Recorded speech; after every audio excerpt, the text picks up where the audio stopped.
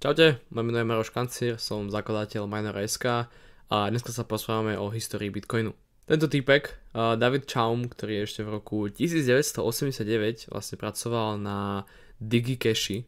DigiCash boli vlastne nejaké prvé platby cez internet, nejaký predchodca PayPalu to mal byť alebo podobne. No ale ten DigiCash vlastne donesol prvé nejaké využitie súkromných a verejných kľúčov a taktiež prvýkrát išlo nejaký koncept nejakých tokenov. Tento DigiCash dostal celkom významnú podporu bank a s tým, že dokonca dostali aj licenciu od Mark Twain banky v USA a takisto nemeckej banky. V podstate ten DigiCash sa používal veľmi málo, kvôli tomu vlastne aj sa nedokázali presne na trhu a vlastne tá celá firma zbankrotovala. Ten DigiCash ale fungoval v podstate na obyčajné prevody platieb z banky do zahraničia, dajme tomu, že rýchlo, hej. Tak napríklad z toho Nemecka do USA mohli peniaze precestovať za pár minút a nie pár dní. Takže ako pre banky to bolo celkom užitočné, ale ako často proste nejaká banka robila taký prevod? No nie veľmi často, takže veľmi sa to neusadilo a vlastne nemalo to význam ďalej v tom pokračovať. Potom skoro 10 rokov neskôr vlastne Adam Back prišiel s nápadom Hashcashu. Hashcash v podstate fungoval tak, že to bol nejaký krátky skript, ktorý ste si mohli vložiť na vašu web stránku a keď vám niekto písal mail alebo jednoducho vyplnil nejaký formulár na tom vašom webe, tak vlastne ten odosielateľ, ten čo to napísal, musel ten jeho počítač vynaložiť nejakú výpočetnú silu, ktorá vlastne overila nejakú matematickú úlohu. A tam sa použil algoritmus SHA-1 a už vtedajšie počítače to celkom zvládali, v dnešnej dobe to je úplná hračka. Ale pre niekoho, nejakého spam bota, ktorý odosiela stovky tisíc mailov denne, tak jednoducho toto nedávalo zmysel. Takže vlastne takto sa mohol riešiť spam ešte niekedy v minulosti. Áno, tu som dokonca vám aj porovnal algoritmus SHA-1 a SHA-256. Ten SHA-256 sa používa pri Bitcoine. Ako môžete vidieť, tak tu som vlastne zakodoval Miner.sk do SHA-1 a toto sivé DF87 neviem čo, tak to je vlastne v SHA-256 Miner.sk. No a výhodou týchto SHA algoritmov je, že vlastne ak by som zmenil vôbec veľkosť jedného z týchto písmen v Miner.sk, napríklad veľké M, tak v podstate skoro všetky tieto čísla a písmená by sa zmenili alebo minimálne vymenili si poradie. Takže aj nejaká malá zmena vytvára úplne unikátny hash. No a potom toto čierne číslo pod tým, to je počet rôznych kombinácií, aké vlastne umožňuje SHA-1. No a ako môžete vidieť, tak pri tom SHA-256 tých kombinácií je početne viac. To znamená, že je to o dosť bezpečnejší algoritmus. Wei Dai, tento typek napravo, on vlastne prišiel z B-Money. A B-Money bol vlastne taký prvý návrh nejakej kryptomeny. V podstate bolo tam skoro všetko, čo obsahuje aj Bitcoin, lenže to bola len teória. Že ako by to malo fungovať, ako by to mohlo fungovať, ale nebolo to nič ako spustené, že by to aj fungovalo, len to bola teória, že bolo by super, kebyže takto funguje. A dokonca Satoshi, vlastne stvoriteľ Bitcoinu, si to dal ako hlavnú referenciu do vlastne svojho Bitcoinového white paperu. To je vlastne dokument o tom, že ako funguje Bitcoin, tak vlastne hlavná inšpirácia úplne prvá bol tento B-Money. Jediný taký podstatný rozdiel medzi B-Money a Bitcoinom bol, že B-Money by mal vždycky nejakú presnú hodnotu, dajme tomu $1, no a Bitcoin bol zrobený tak, že tá jeho hodnota by mala rásť časom. Ďalej sa dostávame už priamo k Satoshimu, ktorý vlastne stvoril Bitcoin už v roku 2008. Prvú sochu má v Maďarsku a druhú má vo Švajčiarsku. Toto sa mne osobne viac páči. 31. októbra 2008, keď ja som mal nejaký rok a pol, tak Satoshi publikoval vlastne Bitcoinový white paper, v ktorom bolo napísané, že ak to celé vlastne funguje, no ale hlavne tam riešil problém double spendingu. To znamenalo, že nejaký jeden človek mohol z jednej peňaženky poslať bitcoiny na nejaké dve peňaženky a vlastne dvakrát použiť tie isté peniaze. To bol vlastne doteraz celkom problém s nejakými digitálnymi menami, že ako tomu zabrániť. No a vyriešil to vlastne proof of workom, o tom si povieme trošku neskôr. Genesis blok, to vlastne je úplne ten prvý blok, nejaký blok 0, ktorý vyťažil sám Satoshi a vtedy sa vlastne spustil samotný blockchain. To bol vlastne ten začiatok. On v oktobri vlastne len nejako dal to na internet, že aha, toto som vymyslel, toto som zrobil, ale reálne štart nejakej ťažby Bitcoinu a celkového blockchainu na Bitcoine bol až v januári 2009. No a do toho prvého bloku, ale teda 0. bloku zakodoval titulok z novín The Times o tom, že vlastne ako sa tá finančná kríza stala, ako zlyhal ten tradičný bankový systém. Z toho prvého bloku bola odmena 50 bitcoinov, ktorá z nejakého dôvodu sa nedá nejako minúť alebo nejako presunúť. Neviem, či to je bug alebo že, či to je tak na schvál. A potom prvú ako transakciu zrobilo nejaký týždeň neskôr, kde Satoshi poslal 10 bitcoinov Halovi Finemu. No ale on zohral dosť dôležitú úlohu pri začiatku bitcoinu, keďže dosť pomáhal Satoshimu vôbec nakodovať alebo opravovať nejaké bugy v tom bitcoine, lebo bolo ich tam viacej a celkovo komunikovali na nejakých fórach. Satoshi ale odišiel cca v tom čase, kedy Hal Finney zomrel. Celkom ako zaujímavé, že možno je to on, možno nie, nikto nevie. Ale podľa mňa skôr teda nie. On odišiel v nejakom začiatkom 2011, ale všetky tie vlastne dôležité veci presunul na nejakých iných developerov, vlastne na Bitcoinovom fóre Bitcoin Talk, ktorý dodnes funguje.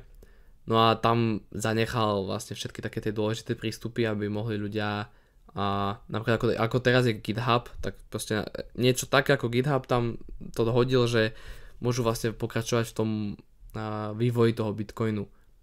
A ešte rok predtým, ako vlastne odišiel, tak bola dosť dôležitá chyba nájdená v tom kóde, v kóde Bitcoinu, kde vlastne mohol sa iba tak vygenerovať proste strašne veľa Bitcoinu, aj keď vlastne maximálny počet Bitcoinov je 21 miliónov, tak bolo možné vygenerovať až 184 miliárd. Takže vlastne celá komunita, keďže bola vtedy ešte taká malá, tak sa zhodli na tom, že treba to opraviť, ale keby vrátiť ten kód v čase, kde sa to ešte nestalo. A to sa aj urobilo a to sa volá soft fork a vlastne vďaka tomuto Bitcoin dodnes existuje. Keby vtedy ľudia sa na to vykašľali, tak dneska Bitcoin nemáme. Keďže tá komunita bola fakt ešte malá vtedy, v roku 2010-11, tak hlavne teda komunikovali na Bitcoin Talku, bitcointalk.org. Ešte dodnes to funguje, ale no, vyzerá to tak, ako to vyzeralo vtedy. Tam nejaký grafický redesign nebol. No a vtedy sa dal Bitcoin ešte ťažiť na klasických počítačoch, takže ľudia proste zobrali nejaký starý notebook, pustili tam nejaký Bitcoin a začali ťažiť kľudne aj 50 až 100 Bitcoinov denne, bolo celkom reálne. No a sám Satoshi vyťažil nejakých 1 milióna Bitcoinov. No ale tieto Bitcoiny sa nikdy nepohli veľmi, len nejaké testovacie transakcie. A prečo, alebo na čo, to fakt nevieme. Prvú reálnu hodnotu Bitcoinu pridala vlastne stránka New Liberty Standard.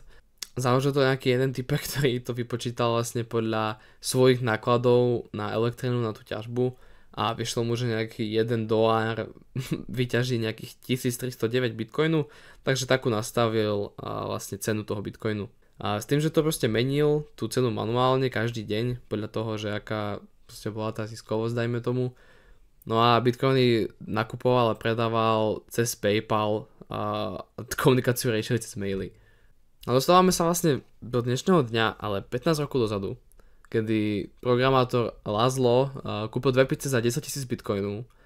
A tu máte fotku, ale že aj to neľutuje, a že je rád, že máme súčasťou histórie, no neviem, keď Bitcoin dosahuje 100 000 eur pomaly, tak možno mu to není úplne jedno, ale dúfajme, že má ešte nejaké Bitcoiny. A nie je to veľmi vidno, ale ten chlapec na tej fotke, na tom, s tým bielým tričkom, tak na tom tričku má fixkou napísané, že I love Bitcoin. A Mt. Gox bola vlastne prvá bitcoinová burza, ktorá vznikla už v roku 2006. No pôvodne to bol nejaký online trh pre kartovú hru Magic the Gathering, len z toho vlastne je aj ten názov. No a potom v roku 2010 sa stránka úplne zmenila na burzu pre obchodovanie s bitcoinami. Stala sa veľmi populárnou, určite viac ako tá predošlá stránka, kde sa to nakupovalo cez PayPal. No ale ten Mt. Gox vždycky bol trošku shady. A v podstate oni riešili... no oni bola jediná burza, hej, takže v podstate všetci, čo chceli nakúpiť alebo predať Bitcoin, tak išli tam. No ale ten majiteľ toho Mt. Goxu bol špekulant, ktorý vlastne z každej transakcie bral nejakých 6%. To znamená, že, ale tým užívateľom to nepovedal, hej, že vlastne ľudia, ktorí depozitli, neviem, 100 bitcoinov, tak Čavo si proste pripísal 6 na svoj osobný účet. No a potom ľudia proste chceli vybrať naraz, viacero ľudí naraz chcelo vybrať tie bitcoiny stamať, no a oni nemali z čoho vydávať bitcoiny, klasický bank run, jednoducho kedy nejaká banka proste nemá hotovosť na výbery, tak jednoducho zastavia výbery. No to isté sa stalo aj s tou Mt. Gox a dodnes ľudia nedostali peniaze naspäť a ide o jeden z najväčších cyberatakov vôbec. No a ľudia, ktorí tam mali peniaze, tak dodnes ich nedostali, čož fakt, že čo už to je 11-12 rokov pomaly. A minulý rok malo už byť vyplatenie vlastne tých ľudí, ale sa to posunulo ešte o rok a podľa mňa sa to bude posúvať ďalej. Ako nemyslím si, že by to ľudia takedy dostali. No a ten typek, čo tam z toho vyťahol neviem koľko bambiliónov peňazí, tak Čavo dostal, že 4 roky a už dávno je v pohode. On už od 2019. proste chodí normálne po ulici a má neviem koľko veľa peňazí. Takže ako neviem, že či to úplne dostal to, čo si zaslúžil, ale takto to vyhodnotili vtedy. Vlastne cieľ toho Proof of Worku je overovať transakcie a zabezpečiť sieť. A s tým, že všetko sa to musí stať decentralizovane, no a samozrejme tí minery musia mať nejakú incentívu, prečo by to mali robiť. A v dnešnej dobe sa už na to používajú takéto ASIC minere, čo môžete vidieť napravo. To sú také špeciálne počítače postavené priamo na ťažbu kryptomien a na nejaký špecifický hash rate. Keď to je nejaký bitcoinový miner, tak na SHA-256, keď to je nejaký napríklad dogecoinový, tak na algoritmus Scrypt. Oproti bežným počítačom tieto ASIC minere sú niekedy niekoľko tisíc násobne efektívnejšie v ťažbe, takže preto vlastne obyčajné počítače už veľmi nemajú šancu v dnešnej dobe. Ale v podstate predstav si to tak, že sú nejakí minery a oni majú nejaký výpočetný výkon. Ten výpočetný výkon používajú na vypočítanie nejakej veľmi zložitej matematickej hádanky, hej, nejaký špecifický hash toho SHA-256. No a ten, kto prvý tú hádanku vylúšti, tak dostane vlastne odmenu. A v dnešnej dobe to je 3,125 bitcoinu každých 10 minút. No a tento blok sa vlastne zapíše do ledgeru. To je taký obrovský, neviem, poviem, že wordovský dokument napríklad, kde sú zapísané všetky transakcie od toho 3. januára. Vlastne tá prvá transakcia je Satoshi ako vyťažil ten 0. blok, do ktorého stal 50 bitcoinu. No a teraz za každý blok je iba 3,25 bitcoinu, keďže každé 4 roky je pri bitcoine halving. To znamená, že tie odmeny sa spolovičia a tým pádom cena bitcoinu by mala teoreticky porásť. Prečo ale zvolil Proof of Work a nie napríklad Proof of Stake, ako používa napríklad Ethereum? Tak prvá vec, že v tej dobe Proof of Stake vôbec neexistoval, nikto ani nad tým nerozmýšľal a Proof of Work bolo dosť fajn, keďže nejaké priamo overenie transakcií potrebovalo nejaký výpočetný výkon. No a ak by ste chceli hacknúť bitcoinovú sieť, bitcoinový blockchain, tak by ste potrebovali mať pod kontrolou minimálne 51% výpočtovej sily celkového blockchainu. Čož v dnešnej dobe, kde Bitcoin ťaží nejakých 7 miliónov strojov, tak by ste museli mať priamo prístup na 3,5 milióna strojov, do každého jedného dať nejaký firmware, ktorý vám dovolí vygenerovať nejaký fejkový hash a taktiež toto celé by ste museli stihnúť za 10 minút do ďalšieho bloku. Takže myslím si, že to je viac ako dosť nereálne. Celková náročnosť tej siete, že vlastne ako ťažké je nájsť tú správnu hádanku na ten block reward každých 10 minút, tak sa upravuje podľa počtu výpočetnej sily na blockchaine.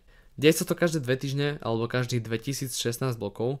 Deje sa to kvôli tomu, aby keby bolo viacero strojov na sieti, aby tie bloky neboli rýchlejšie, tým pádom by sa doťažil Bitcoin skôr, alebo zase naopak, aby na transakcie sa nečakalo pár hodín.